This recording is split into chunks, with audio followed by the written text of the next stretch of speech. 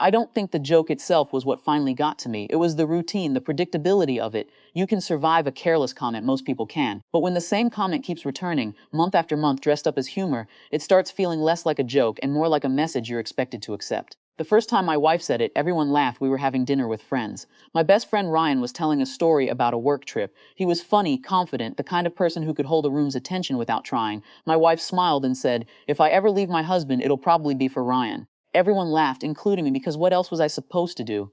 Ryan looked uncomfortable for a second, but the conversation moved on. I forgot about it, or at least I thought I did. Then it happened again, different gathering, different people, same joke.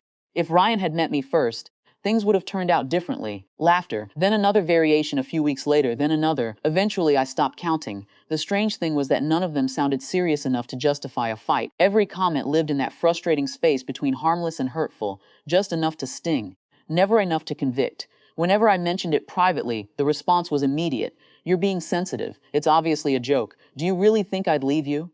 After a while, I stopped arguing, not because I agreed, because I was tired of defending why something bothered me. Tired of explaining why being the punchline wasn't fun. Tired of being told that my reaction was the real problem. The issue slowly changed shape. At first, I wondered whether she was attracted to Ryan. Eventually, I realized that wasn't what kept me awake at night. What bothered me was how easy it was for her to watch me sit there and absorb it. The joke always required me to lose something: respect, comfort, security. And she always seemed surprised that I noticed. Ryan noticed too. He never said much. He would redirect conversations or suddenly become interested in his phone whenever one of the comments appeared. Once, after everyone left a barbecue, he lingered by the driveway. "You okay?" he asked. "Yeah." He nodded, the kind of nod people give when they know you're lying but don't want to force the issue. Neither of us mentioned her jokes. We didn't have to. Months passed. Then came the night everything finally stopped. We hosted a small gathering at our house, nothing special. A few friends, food, drinks, the usual conversations. I was in the kitchen carrying plates when I heard my name followed by laughter. Not unusual. Then I heard hers, and Ryan's. I already knew where the conversation was going. When I walked back into the room, she was smiling. "I'm just saying," she said, "if Ryan ever gave me the chance, my husband might have competition." More laughter, not as much as before. People had heard the joke too many times. Even jokes get tired. I looked around the room. Nobody seemed entertained, just uncomfortable. My wife didn't note or pretended not to. Then she added something. "I mean, let's be honest. Every woman here would probably choose Ryan." A few awkward chuckles. Ryan stared at the floor. And something inside me finally became very quiet, not angry, not emotional, just finished. I walked out of the room, nobody followed. A minute later, I came back carrying a travel bag, one of hers, packed not completely, just enough clothes for a couple of days. I set it beside the front door. The room went silent. My wife blinked. "What is that?" I sat down. "Your bag." She laughed nervously. "What are you doing?" I looked at her.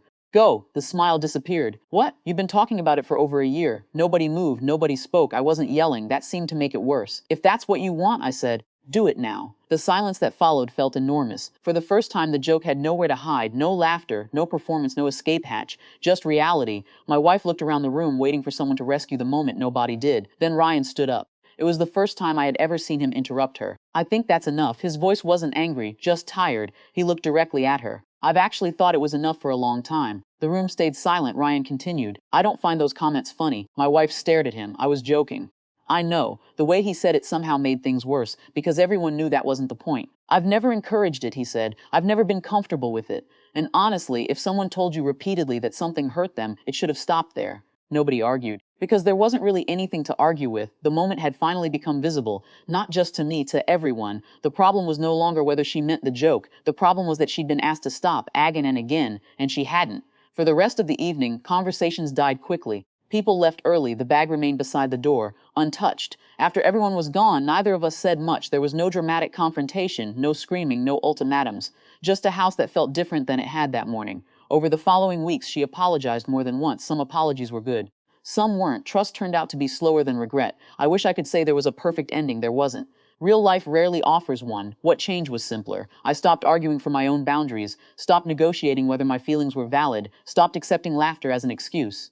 The marriage survived that season, at least for a while. Whether it ultimately survives forever is a question I still can't answer. But the jokes ended that night, completely. Not because I won, not because she lost, because the moment everyone stopped laughing, the truth became impossible to ignore. And once something is seen clearly, it becomes much harder to pretend it's harmless.